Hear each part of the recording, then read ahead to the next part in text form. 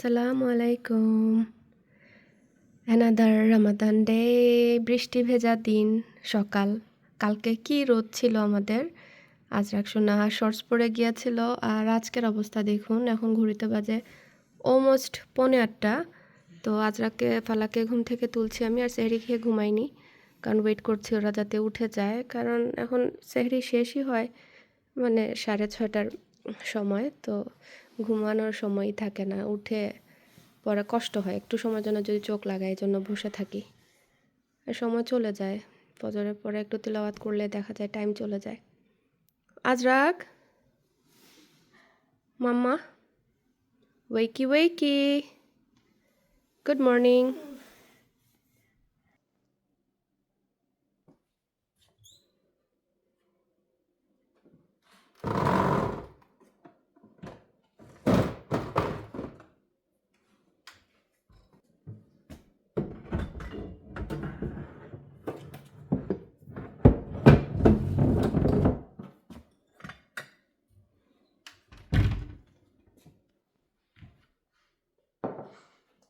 পানি খাও একটু,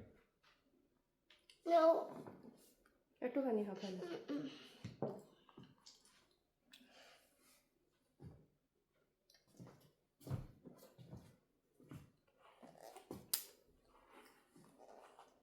খামর তো, পানি খাও আগে, খামর দিবার আগে।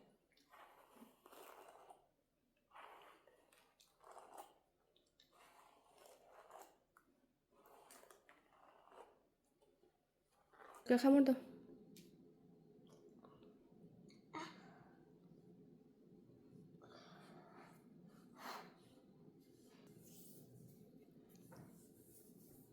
ওকে। প্রত্যেক বুধবারে এই ম্যাথ হোমওয়ার্কটা ওদের সাবমিট করতে হয়। পুরো সপ্তাহ জুড়ে লেখা থাকে কোনটা কোনটা করতে হবে। সো এভরিডে ওকে 2 পেজ করে করাই। আসলে এক এক দিন সকালবেলা এক এক রকম যায়, তবে আলহামদুলিল্লাহ আজকের মর্নিংটা মানে এতদিন পরে মনে হচ্ছিল যে একটু শান্ত। কারণ প্রত্যেক দিন হয় আজরাক জ্বালাবে নয়তো বা ফালাক, বাট আজকে সামহাও ওদের কি হয়েছে, দুজনই মানে শান্তিতে স্কুলে গেল। তো যেদিন ওরা একটু শান্ত থাকে মনে হয় আমি বেহেশতে আছি, সত্যি কথা বলতে। সো রুম টুম গুছিয়ে এখন একটু বাইরে যাব।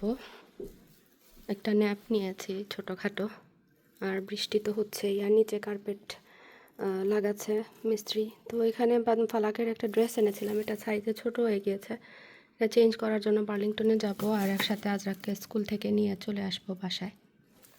তো আমার বাইরে যাওয়া ক্যান্সেল, কারণ দেনা বাবা বলছে ভাবে মিস্ত্রিকে একা না রেখে যাওয়ার জন্য, কারণ এনাদেরকে আমরা চিনি না। সো ক্যান্সেল হয়ে গেল প্ল্যান। এখন তাহলে রান্না বান্না শুরু করব। স্যারির জন্য কোনো কিছু নাই, তো এখানে শোল মাছ নিয়ে এসেছিলাম। শোল মাছের এরকম পিস করা, আর শিমের বিচি দিয়ে রান্না করব। একটাই রান্না করলে হয়ে যায় আমাদের। তো এখানে বাচ্চাদের জন্য পাস্তার পানি বসিয়ে দিয়েছি, আর শিমের বিচিটা আমি সবসময় একটা এরকম বয়েল করে পানি ফেলে দিই, কারণ এগুলো ফ্রোজেন আর একটা কেমন যেন স্মেল করে পানি না ফেললে। তো লেবুর রস আর লবণ বেশি করে দিয়ে মাখিয়ে রাখছি, কারণ এগুলো প্রসেস করতে হয়। ফ্রোজেন খাবার দাবার দেশের মতো তো আর আমরা ফ্রেশ ওইরকম পাই না। প্রসেস ভালো করে না করলে বিশেষ করে মাছ তরকারি আসলে খাওয়া যায় না, অন্যরকম একটা বাজে স্মেল করে।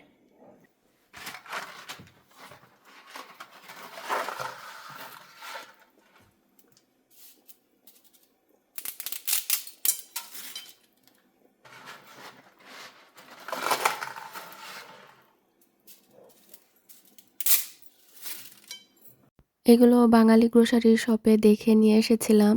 ভাবলাম যে ছোটোর মধ্যে আছে, আর রমজানে খাওয়ার জন্যই নিয়ে এসেছি।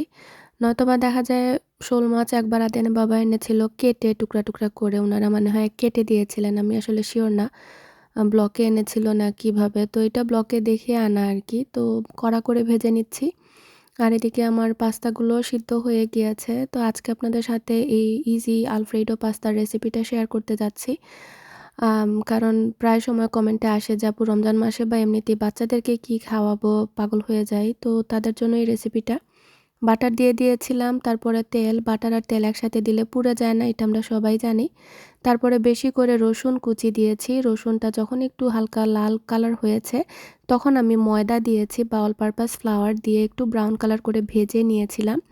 তারপরে দিয়ে দিয়েছি দুধ। দুধ দিয়ে মানে একটা ইয়ের মতো হবে, ঘন সসের মতো হয়ে যাবে। ময়দাটা ভাজার ফলে দেখা যাবে ময়দার যে একটা রো স্মেল সেটাও চলে যায়, আর বাটারের মধ্যে সুন্দর একটা ফ্লেভার আসে, রসুন বাটার সব কিছু মিলে।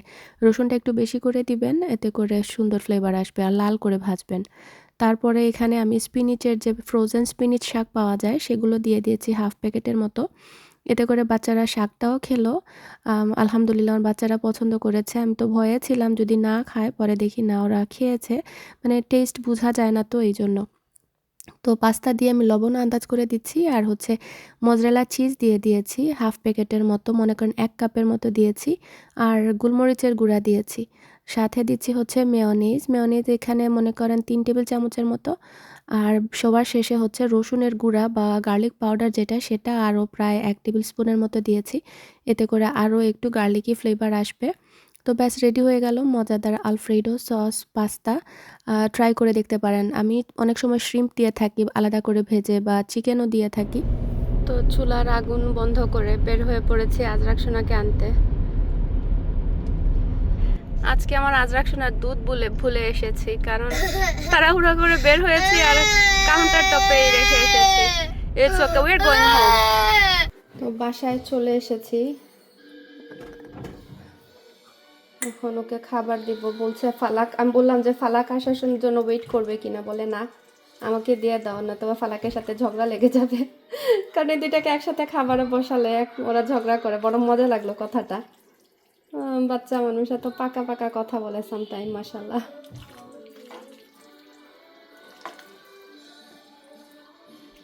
আমারই খেতে ইচ্ছে করছে এই টাইমে। সবসময় আমি বলি ওদেরকে খাবার দেই যখন আমার খেতে ইচ্ছে করে। এরকম কার কার হয় কমেন্ট করতে পারেন। আমি না ইফতারের সময় দেখা যায় অল্প খেয়ে পেটটা ভরে যায়, আর পরে যখন মানে রান্না বান্না বা খাবার দেখি তখন মনে হয় খেতে পারতাম যদি। আমি একটু উইন্ডো খুলে গিয়েছিলাম দিন ভালো দেখে। পুরো ঘর আমার একদম আইস হয়ে গিয়েছে। ফ্যান ছাড়লে আসলে ভয়েস ওভার দিতে হয়, কারণ ফ্যানের শব্দে শোনা যায় না। তো কথা বলে ভিডিও করলে দেখা যায় যে সহজ হয় এডিট করতে, কষ্ট কম হয় আর কি। তেলগুলো আর দিব না, বেশি তেল হয়ে যাবে পরে। হোপফুলি মজা হয়।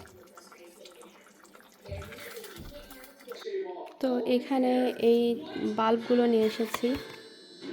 এটা হচ্ছে আপনার E12 বেসের। আমার এই লাইটের জন্য, কারণ হচ্ছে এই যে একটা লাইট, এটা হচ্ছে ব্রাইট হোয়াইট, আর এই বাল্বগুলো for some reason bright white না, মানে একটু অন্য কালারের। সো ম্যাচ করে আর কি অর্ডার করেছি। সো এটা হচ্ছে কুল হোয়াইট, আর এটা হচ্ছে আর কি ব্রাইট হোয়াইট।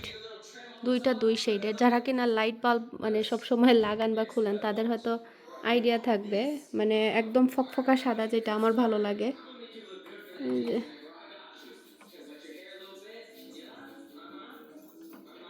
অনেক কাজ ঘরে জমা।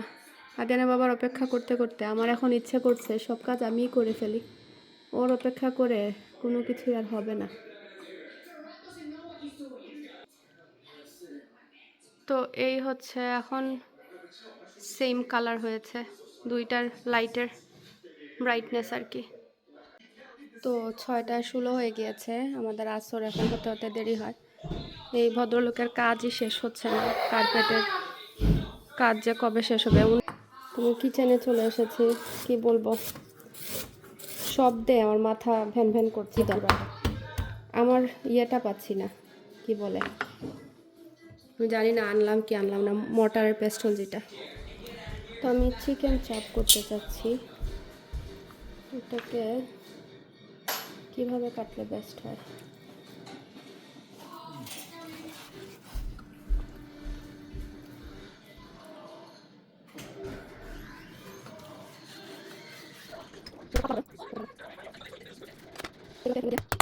থেতলে নিতে হবে।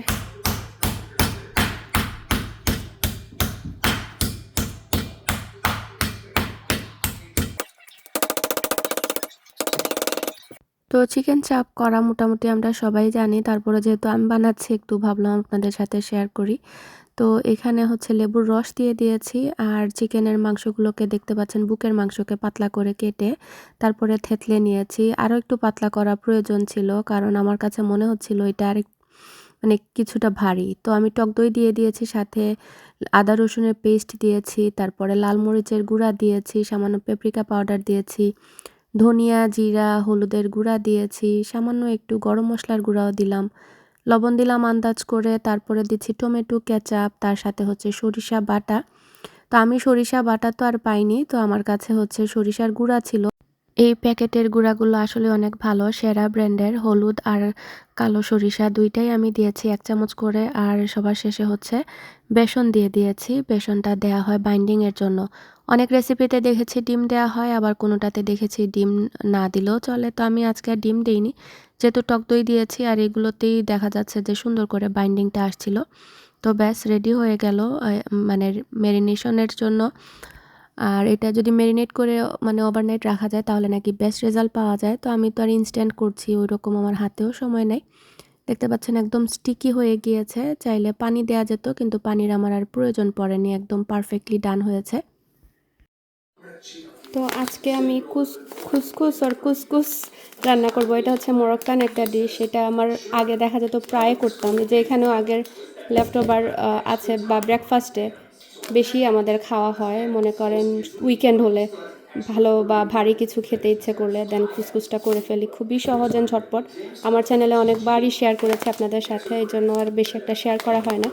ভালো অনেক দিন পর যেহেতু রান্না করছি, আজকে আপনাদের সাথে শেয়ার করব। এটা অনেকভাবে রান্না করা যায়, অনেকে ওয়াশ করে রান্না করেন, আসলে এগুলো ওয়াশ করতে হয় না, ready to go. But still যদি মনে করেন যে আপনার মানে ইচ্ছে করছে ওয়াশ করবেন, জাস্ট পানি দিয়ে ছাঁকনির মধ্যে নিয়ে একটু ওয়াশ করলেই হয়। বাট আবারও বলছি, এগুলো রেডি টু ইট, ওয়াশ করার কোনো প্রয়োজন পড়ে না। এটা অনেকটাই সুজির মতো, বাট একটু বড় দানার। আমি শিওর দেশেও পাওয়া যায় এগুলো এখন। মানে দেখতে পাচ্ছেন আপনার টেক্সচারটা কেমন, এই যে এরকম। গুগল করলেই আপনারা পেয়ে যাবেন এটা। মানে অনেক রেসিপি, অনেক মজার মজার রেসিপি করা যায় এটা দিয়ে। খুসখুস রান্না দুনিয়ার সব থেকে সহজ রান্না। তো এটা অনেকভাবে করা যায়। তো আমি তেল দিয়ে দিয়েছি, তারপরে কিউব করে কাটা পেঁয়াজ দিয়ে দিয়েছি।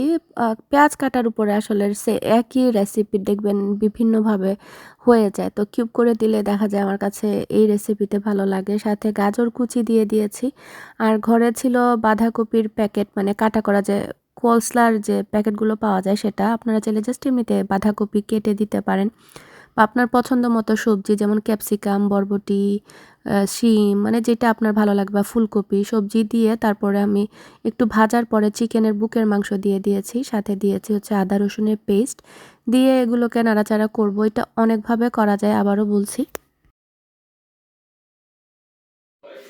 এখানে আমার এই এটা এসেছে, কালকে যে বলেছিলাম ওয়াশিং মেশিনের উপরের বোর্ড, কারণ এটার পেছনে যে পাক বা গ্যাপ, ওইটার পেছনে জিনিস পড়ে যায়, দেখতেও সুন্দর লাগে না। সো একটা বোর্ড থাকলে ইউনিফর্ম মনে হবে, প্লাস হচ্ছে যে কোনো কিছু রাখলে দেখতেও সুন্দর লাগবে। আমি হোয়াইট কালারের অর্ডার করেছি, প্রাইমে অর্ডার করেছিলাম, সো কালকে অর্ডার করেছি, আজকেই চলে এসেছে আলহামদুলিল্লাহ। ও ও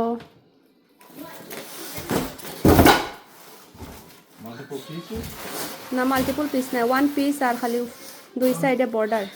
এই লাইটও লাগবে দেখুন।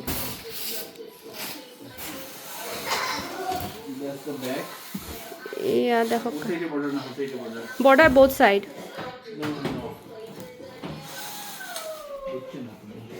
এগো খালি দুই সাইডে দিয়ে, আর ফিসে দি কোনো বর্ডার নাই, অল দ্য ওয়ে ওয়ালের লগে লাগি দিত। ও দুই হ্যান্ডেলও খালি, আই থিঙ্ক পিসে দিও আছে, রাইট? পিসে দিও একটা ইচ্ছে।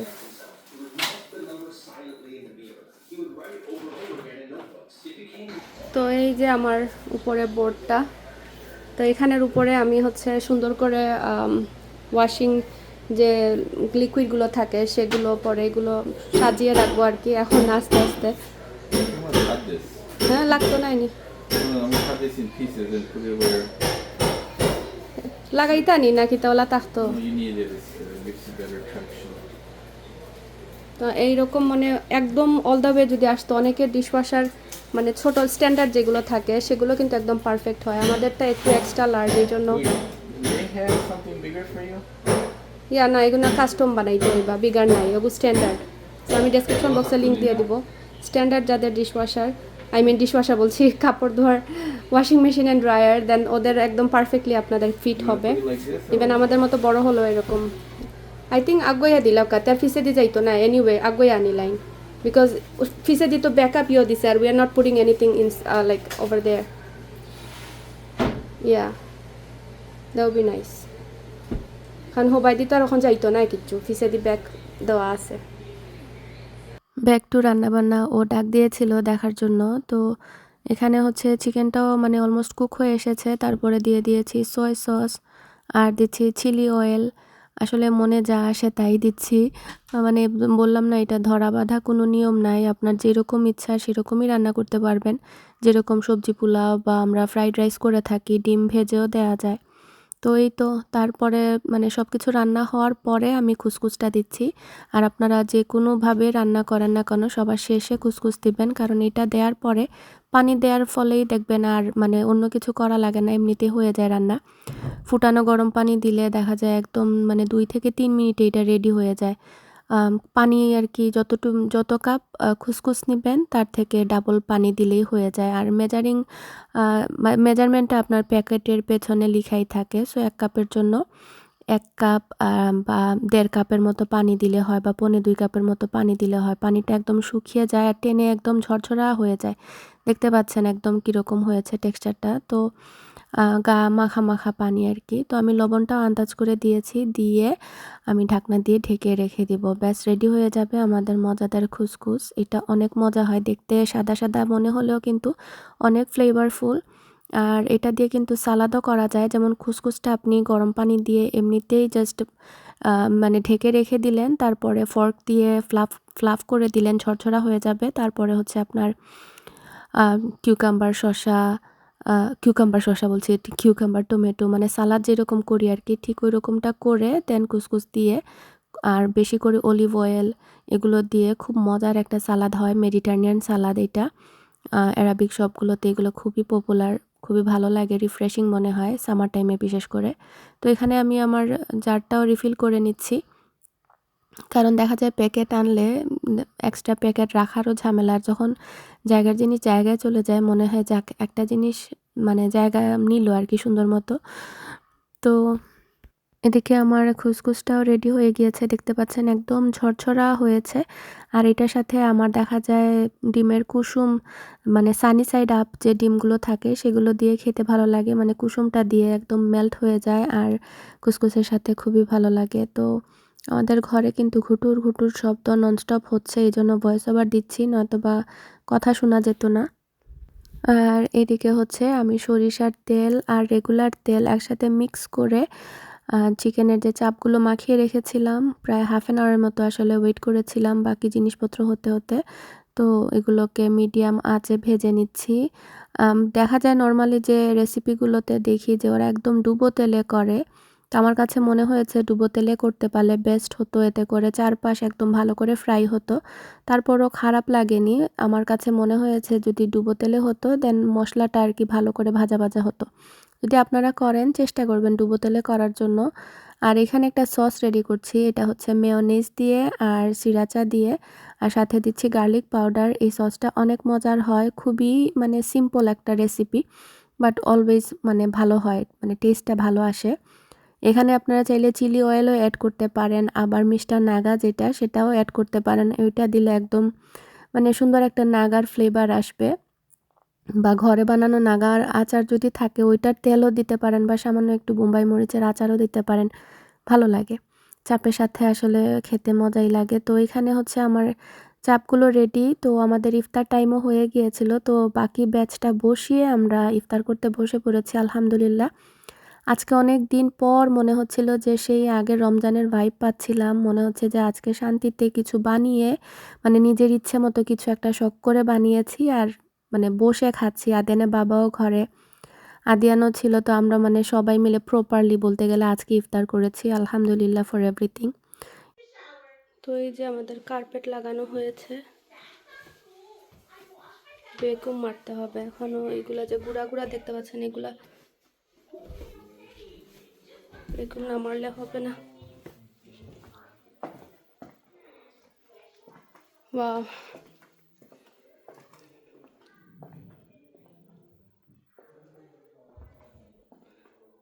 দরজা যে খুললো, দরজা কি লাগাবে না? আদেনা বাবা লোকটাকে এমনিতেই বিদায় দিয়ে দিচ্ছেন টিপস টিপস দিয়ে, যে ফার্নিচারগুলো যে মুভ করে দিয়ে যাবে এইগুলা ওনার আর খেয়ালই নাই।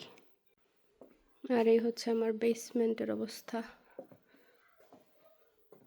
এই প্লেটগুলো লাগাতে হবে, ইলেকট্রিকের প্লেট, এগুলো এনে বসা, বাট লাগানোর সময় নেই।